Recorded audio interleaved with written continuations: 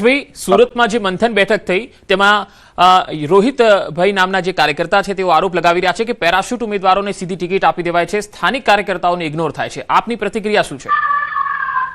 ચોક્કસપણે જે પાર્ટીના કાર્યકર્તાઓ હોય છે અને પાર્ટી પ્રત્યેની એક લાગણી હોય છે.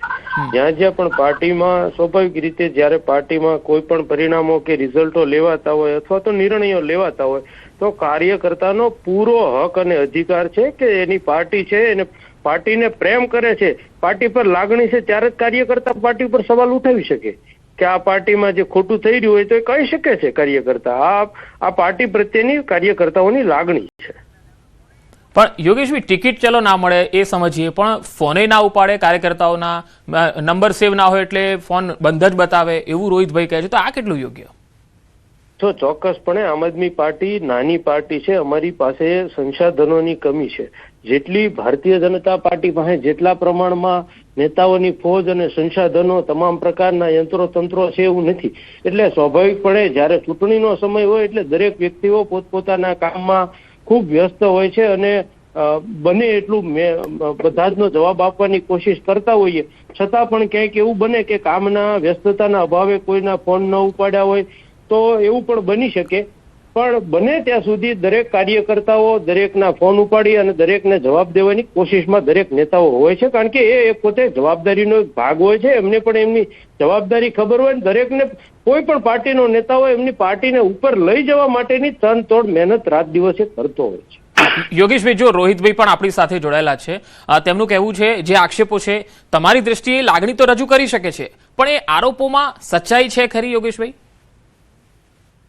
નહીં, રોહિતભાઈ એમને કયા પ્લેટફોર્મ પરથી કોના સાથે વાત કરવાની કોશિશ કરી એ મને ખબર નથી, પણ રોહિતભાઈની વાત કદાચ સાચી હશે તો એમને પાર્ટીના નેતાઓનું ધ્યાન દોર્યું છે. ચોક્કસપણે એમાં જે કાંઈ પણ ઘટતું હશે એમાં સુધારો કરી અને પાર્ટી દરેક નેતાઓ એના કાર્યકર્તાઓના અવાજને વાચા કેવી રીતે આપવી, એની સમસ્યાનો અને પ્રશ્નોનો ઉકેલ કેવી રીતે લાવવો એ દિશામાં ચોક્કસથી પ્રયાસો કરશે. જી, રોહિતભાઈ અમારી સાથે છે જ. રોહિતભાઈ, તમે જે રજૂઆત કરી હતી, કયા કયા નેતાઓ સમક્ષ આ રજૂઆત થઈ હતી, શું પ્લેટફોર્મ હતું એ પણ જણાવો, જેથી યોગેશભાઈ પણ તમને સાંભળે.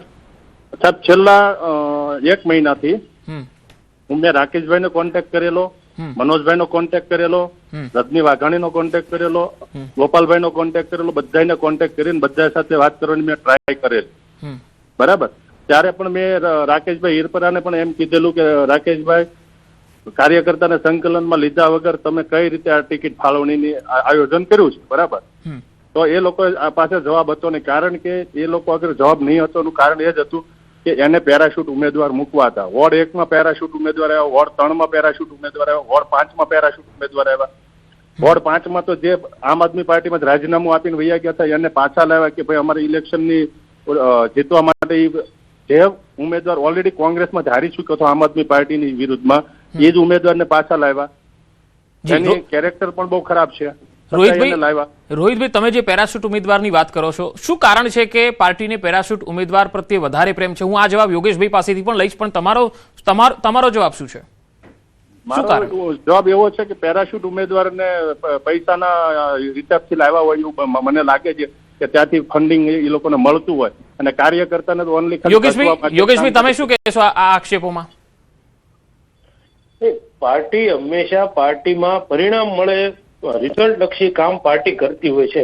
એમાં કોઈને ઇગ્નોર કરવા કે કોઈના પેરાશૂટ લાવવા આવી ક્યારેય પાર્ટીની કોઈ ગણતરી ન હોય. પણ પાર્ટી એ તો કેવું છે કે એક વખત આપણને પરિણામ ન મળે પછી 100 વાંધા દેખાય, પણ જ્યારે પાર્ટી કામ કરતી હોય છે ત્યારે પાર્ટી ચોક્કસ પરિણામની દિશામાં વધારે લીડથી જીતી શકે એવા હોય અને મજબૂત હોય એ પ્રકારની દિશામાં પાર્ટીના પ્રયાસો હોય છે. એટલે આ બધું તો પછી કેવું કે જ્યારે પણ પાર્ટીની કોઈ પણ ઉમેદવારોમાં આપણને ક્યાંય થાપ ખાઈ જઈએ અથવા તો હાર મળે છે ત્યારે આપણને 100 વિચારો 1700 વિચારો, આમ કર્યું હોત તો જીતી ગયા હોત, આમ કર્યું હોત તો જીતી ગયો હોત. પણ જનતાનો જે ચુકાદો છે એ શિરોમાન્ય છે ને જનતા જે ચુકાદો આપ્યો છે એમાં નવું શીખવાની અને જે કાંઈ સુધારો કરવાની જરૂર છે એ પ્રમાણે સુધારો અને શીખી અને ચોક્કસ પ્રમાણે આગળ વધી. જો યોગેશભાઈ, તમે એવું કહો છો કે જીતી શકે એવા ઉમેદવારોને પાર્ટી ટિકિટ આપી શકે, પણ રોહિતભાઈ તો કહે છે કે જીતી શકે એવા નહીં, રૂપિયા આપી શકે એવાને જ પેરાશૂટ ઉમેદવારોને ટિકિટ આપેલી છે. યોગેશભાઈને હું ધ્યાન દોરીશ કે વિધાનસભા વખતે આ જ રીતે પેરાશૂટ ઉમેદવાર લાવી તમે શું પરિવર્તન લાવે એ બતાવો. કે જયારે વિધાનસભાના ઇલેક્શનમાં તો કોઈ પણ કાર્યકર્તાને સંકલન વગર ઓલપાડ વિધાનસભાનો હું દાવેદાર હતો. મેં 2 વર્ષ સુધી મહેનત કરી, 25-27 લાખ રૂપિયા ખર્ચો કર્યો પાર્ટી પાછળ, છતાંય પેરાશૂટ ઉમેદવારને લાવ્યા. અમને કોઈ પણ જાતનું સંકલન વગર, કોઈ પણ જાતનું કોઈ પણ કાર્યકર્તાને પૂછ્યા વગર કે ભાઈ અમે આ વ્યક્તિને લાવી છે, તમને કોઈ પ્રોબ્લેમ છે કે નહીં, એવું સંકલનમાં લીધા વગર આ વ્યક્તિ લાવેલા. એ જ વસ્તુ કોર્પોરેશનના ઇલેક્શનમાં થઈ કે ભાઈ આ લોકોને એટલું અભિમાન હતું કે અમે મેયર બનાવીએ છીએ. સાહેબ 111 ઉમેદવાર ઉભા રાખવાથી મેયર ના બને, અને વરાછા કે કતારગામના એરિયાથી ખાલી મેયર ના બને. એ પણ મોવડી મંડળને ધ્યાનમાં હોવું જોઈએ. પણ એ લોકોને મેયર બનાવવાની ભાવના નથી, ખાલી ને ખાલી વિરોધ પક્ષમાં બેસવા. યોગેશભાઈ, તમારો જવાબ. વિરોધ પક્ષમાં બેસીને ચોક્કસપણે કોઈ પણ જગ્યાએ કોઈ પણ વિધાનસભા હોય કે વોર્ડ હોય તો એ વોર્ડમાં પાર્ટી પાસે 7-8-10 દાવેદારો હોય છે, અને દરેક દાવેદારની એવી જ ઈચ્છા હોય છે કે મને ટિકિટ મળે. એવી ક્યારેય કોઈની માંગણી સંતોષાતી નથી કે, અને એવું પોસિબલ પણ નથી કે 10-10 દાવેદારો કે ઉમેદવારોને ત્યાં ટિકિટ મળે. એટલે દરેક વ્યક્તિ પોતાના વ્યક્તિગત ટિકિટ માટે થઈને કોઈ પણ પાર્ટીને આપણે પેલું કરીએ કે પાર્ટીના પર બ્લેમ કરવી, એ પણ મને યોગ્ય લાગતું નથી. એટલે હંમેશા પાર્ટીના એક તનિષ્ઠ અને નિષ્ઠાવાન કાર્યકર્તા તરીકે પાર્ટીની જે કાંઈ ભૂલો હોય છે તો એમાં ધ્યાન દોરી અને પાર્ટીને બાયા અને અદના કાર્યકર્તા તરીકે પાર્ટીને પ્રેમ કરીને પાર્ટી સાથે રહી અને પાર્ટીને આગળ વધારવામાં મદદરૂપ થવું જોઈએ દરેક કાર્ય. રોહિતભાઈ, તમે ટિકિટ માંગી ત્યારે કેટલા દાવેદારો હતા? અમે 3 જ દાવેદાર હતા. લો, અને હું સાહેબ સક્ષમ દાવેદાર હતો કે ઓલપાડ વિધાનસભાના એક ગામ, એક બૂથ, એક ઘર સુધી અમે 2 વર્ષમાં અમારી પાસે ટીમ હતી. બૂથ લેવલની કમિટી કમ્પ્લીટ બનાવીને અમે મૂકી દીધી હતી. અને આખા ગુજરાતમાં સૌથી વધારે જો કોઈ વ્યક્તિને જોડ્યા હોય આમ આદમી પાર્ટીમાં તો એમાંનો હું એક વ્યક્તિ હતો. આખા ગુજરાતમાં સૌથી વધારે કોઈ આમ આદમી પાર્ટીમાં જો સદસ્ય બનાવ્યો હોય તો એમાંનો હું વ્યક્તિ હતો. તો તમારે જો કામની રાજનીતિ કરવી છે કે તમે એમ કહો અમે શિક્ષિત ઉમેદવાર, તો હું શિક્ષિત જ હતો. ધાર્મિક માલવિયા કરતા હું શિક્ષિત જ હતો ને. તો ધાર્મિકને શું કામ લાવ્યા, અલ્પેશ કથિરિયાને શું કામ લાવ્યા? તો એ જ વસ્તુ છે કે કઈ ને કઈ અંદર ખાને આ લોકોની મોટી ગેમ છે, મોટી ષડયંત્ર છે. અને યોગેશભાઈનું ધ્યાન દોરીશ કે યોગેશભાઈ મને વ્યક્તિગત ઓળખે છે કે આજે લોકસભા ઇન્ચાર્જ રજની વાઘાણી છે, એનાથી 5 માણસ ભેગા સુરતમાં નથી થતા. આવો મારા ઓલપાડ વિધાનસભામાં હું જ બતાવું, તમે પણ કોઈ પણ સોસાયટી મૂકો ત્યાં મારે જઈને બેસવાનું, કેટલા માણસ ભેગા થાય છે આજે. તો રોહિતભાઈ, તમે જે આ આક્ષેપો લગાવ્યા તે વખતે મનોજભાઈ પણ ત્યાં હતા, તમારા સંગઠનના જે નેતા છે, તેમનો જવાબ શું હતો? મનોજભાઈનો જવાબ કંઈ જ નહોતો. મનોજભાઈને આની પહેલા પણ મેં 15 દિવસ પહેલા જેથી વરાછા કોઓપરેટિવનું ઇલેક્શન હતું એ દિવસે જ મારે એમની સાથે વાત થઈ હતી. તો મનોજભાઈએ મને એવું કીધેલું કે અમે પાર્ટી સિવાયના કોઈ પાર્ટીમાં જે વ્યક્તિએ કામ કર્યું છે એને તમે ટિકિટ આપશું. તો વોર્ડ 1માં પેરાશૂટ ભાજપમાંથી ઉમેદવાર આવ્યા, વોર્ડ 3માં પેરાશૂટ ઉમેદવાર આવ્યા, વોર્ડ 5માં પેરાશૂટ ઉમેદવાર આવ્યા, જેની આમ આદમી પાર્ટીનો એક પણ સદસ્ય નથી બનાવ્યો કે નથી એની કોઈ પર્સનલ વ્યક્તિગત ઓળખાણ.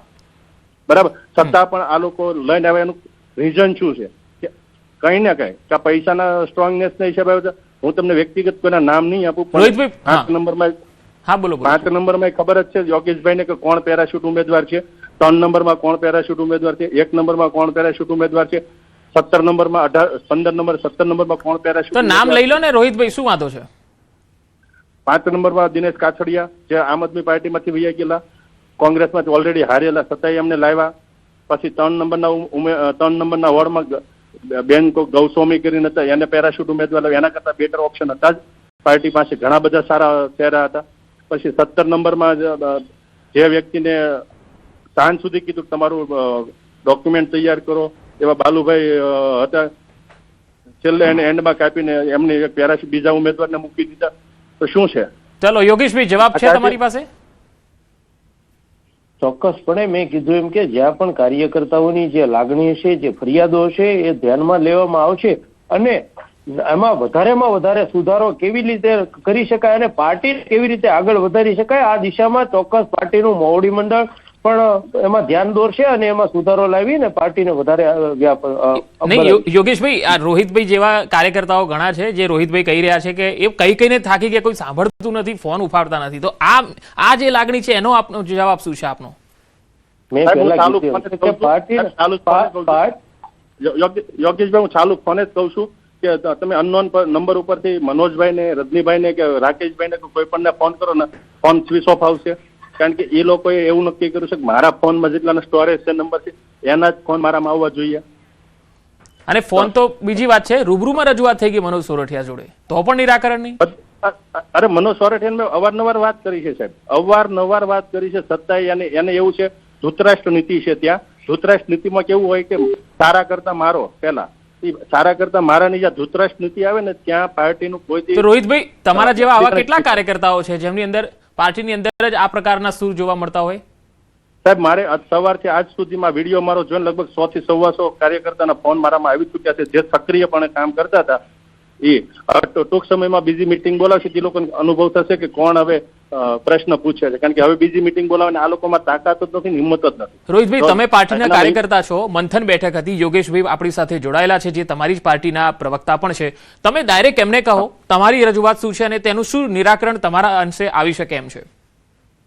સાહેબ આનું એક જ નિરાકરણ છે કે કાર્યકર્તાને સાંભળે, કાર્યકર્તાને સંકલનમાં લે અને કાર્યકર્તાને ખોટા લોલીપોપ આપીને ઘસવાનું બંધ કરે. કારણ કે બહુ બધા કાર્યકર્તાએ સુસાઇડ કર્યું છે સાહેબ. મારે 4 કાર્યકર્તા એવા છે ગુજરાતના કે જેની આમ આદમી પાર્ટીમાં સારો એવો ખર્ચો કરીને છેલ્લે સુસાઇડ કર્યું છે. એની પાસે રોહિતભાઈ, હું આપને અહીંયા આપને અટકાવવા માંગીશ. હાલ મારી સાથે કરશન બાપુ ભાદરકા જોડાયા છે, જેઓ આમ આદમી પાર્ટીમાંથી કોંગ્રેસમાં સામેલ થયા છે. કરશન બાપુ, આ અત્યારે જે સુરતથી સૂર ઉઠી રહ્યા છે રોહિતભાઈ, જે આમ આદમી પાર્ટીના કાર્યકર્તા, તેઓ કહે છે કે પાર્ટીમાં કોઈ સાંભળનાર નથી અને પેરાશૂટ ઉમેદવારોને સીધી ટિકિટ મળી જાય છે. તમારી પ્રતિક્રિયા શું છે?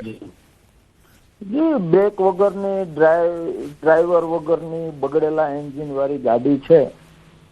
હું ઘણા સમયથી કહેતો આવું કે કોઈ પણ સંગઠન હોય, કોઈ પણ પાર્ટી હોય, જ્યાં પરિપક્વતા ના હોય, દીર્ઘ દ્રષ્ટિ ના હોય, શક્તિની કિંમત ન થતી હોય, જે માણસ ડેપ્થ છે એની ડેપ્થનું મૂલ્યાંકન યોગ્ય રીતે ન થતું હોય, માત્ર અને મેઇન વાત ઉદ્દેશ ના હોય, તો ત્યાં તો આ બધા પ્રશ્નો રહેવાના છે. એમાં મેં 2 વર્ષ તો ઓલરેડી, હું 4 વર્ષ થયો, એમાં 2 વર્ષમાં બધું મને આખી ગળથુથી જાણી લીધી અને 2 વર્ષ તો મેં બધા સમજાવવાના પ્રયત્ન કર્યા કે લોકશાહીના સિપાહી તરીકે, લોકશાહીના જતન માટે આ તદ્દન બધું વિપરીત થઈ રહ્યું છે, જે ન થવું જોઈએ. એટલે કરશન બાપુ, આમાં જે કાર્યકર્તાઓ છે એ કહી રહ્યા છે કે પેરાશૂટ ઉમેદવારોને પૈસા આપે છે, એ લોકોને ટિકિટ આપી દેવામાં આવે છે, એટલે ટિકિટ વેચાય છે, એવો સીધો આરોપ છે. જી, એ તો 22માં પણ છે. 22માં પણ જે માનો કે તમારી ગવર્મેન્ટ છે નહીં સાહેબ, અને તમારા નેતાઓ 50-50, 60-60 લાખની ગાડીઓમાં ફરે છે, તમારા નેતાઓ કરોડો રૂપિયાના બંગલાઓ બનાવે છે, તમારી ગવર્મેન્ટ નથી, તો તમે શું કે ઝાડવું વાવેલું છે રૂપિયાનું? લોકોને શું માને છે આ લોકો? યોગેશ જાદવાણી, આપનો કોઈ જવાબ છે આ બાબતમાં? યોગેશભાઈ? યોગેશભાઈ ખુદ બધું જ જાણે છે. મારા પરમ મિત્ર એક સમયના ને અત્યારના છે. યોગેશભાઈને લગાતાર અમે સંપર્ક કરીએ છીએ, કદાચ એમનો અવાજ યોગેશભાઈનો સંપર્ક કપાઈ ગયો છે, ફરીથી એકવાર ટ્રાય કરીશું. પરંતુ કરશન બાપુ, આપ તો તમે જે રીતે જણાવો છો 4 વર્ષ સુધી તમે રહ્યા, તો 22માં આવી કેટલી ટિકિટો વેચાઈ હતી? જે રીતે રોહિતભાઈ કહી રહ્યા છે કે કોર્પોરેશનમાં પણ એવી જ ભૂલ કરી જે વિધાનસભામાં કરી હતી. તમે તો જાણકાર છો ત્યાંના. 2 વાત છે. એક તો જો આજે યોગેશભાઈ આમ આદમી પાર્ટીનું પેલું લઈને આવ્યા છે ને, પોતે એબ્રોડ રહે છે, ખાલી મહિના માટે જ આવ્યા છે. એટલે એમને પણ એ પણ પૂછજો કે આવડી મોટી પાર્ટી છે ને આમ છે ને તેમ છે, એવી વાતો કરો તો તમારી પાસે ગુજરાતી કે અહીંનો કોઈ વ્યક્તિ નથી કે જે દેશમાં પેલા યોગેશભાઈ સંભાળતા હતા, અત્યારે એબ્રોડ છે. બરાબર. અને બીજી વાત કે માનો કે હું પોતે 22માં ચૂંટણી લડ્યો હતો, તો મને પાર્ટી દ્વારા એવું કહેવામાં આવ્યું હતું કે તમને પાર્ટી ફંડ લેખે 10 લાખ રૂપિયા આપવામાં આવશે, અને એ પછી મને 1 દસજું આપવામાં નથી આવ્યું. ઉલટાની એવી સૂચના આપવામાં આવી હતી કે બાપુ તમે થોડા સક્ષમ છો તો કેશોદ વાળા ઉમેદવારને મદદ કરી દો. ચલો, તોય કઈ વાંધો નહીં. પાછળથી મને જાણવા મળ્યું કે ઉપરથી પેમેન્ટ તો આવ્યું હતું, પણ તો કયો નેતા ખાઈ ગયો એ હજી સુધી મને નથી મળ્યું. મને કેમ ના મળ્યું? એટલે એક ઉપરથી 1 કરોડ આવે છે, તો ખરેખર કેટલા ટકા એમાંથી વપરાય છે, કેટલું ચાવ થઈ જાય છે, એ પણ ગુજરાતી પ્રેમી અને લોકશાહી પ્રેમી અને મીડિયા જગતે જાણવા જેવું છે. જી કરશન બાપુ, બીજી વસ્તુ તમે જે ટિકિટની વાત કરી, તો લગભગ મોટા ભાગના તમે કે જે ક્યાંય ચિત્રમાં જ નથી, અને એવા લોકો જે આ છે ને એક નશો હોય ચૂંટણી લડવાનો, જે ક્યાંય ચિત્રમાં જ ન હતા, અને જેટલા લોકો ચૂંટણી લડ્યા ને એમાં બધે જ વહીવટ થયેલો છે. અચ્છા, બધી ટિકિટોમાં એવું છે. જી, બરાબર. જી. એ લોકો માનો કે હું તો તાકાતથી લડતો હતો ને મને ટિકિટ મળી, એવા જી. ચહેરાઓ આવીને લડી ગયા છે. અમે એક કાર્યકર્તા બધું તરીકે આપણે જોઈએ ને તો 21 સીટની એ લોકો સેટિંગ કર્યું છે. જી જી કરશન બાપુ, સમયનો ભાવ છે એટલે આપને અહીંયા અટકાવીશ. આપનો ખૂબ ખૂબ આભાર અમારી સાથે જોડાવા માટે. રોહિતભાઈ, આપનો પણ આભાર મારી સાથે જોડાવા માટે, અને યોગેશ જાદવાણી, આપનો પણ આભાર મારી સાથે જોડાવા માટે. તો આ તો મંથન બેઠકની અંદર જે સૂર નીકળ્યા હતા તેના ઉપર આપણે મંથન કર્યું ત્રણેય નેતાઓ સાથે, પણ એકચ્યુઅલી સ્થિતિમાં શું સુધારો કરવા જેવો છે એ આમ આદમી પાર્ટી જાણે.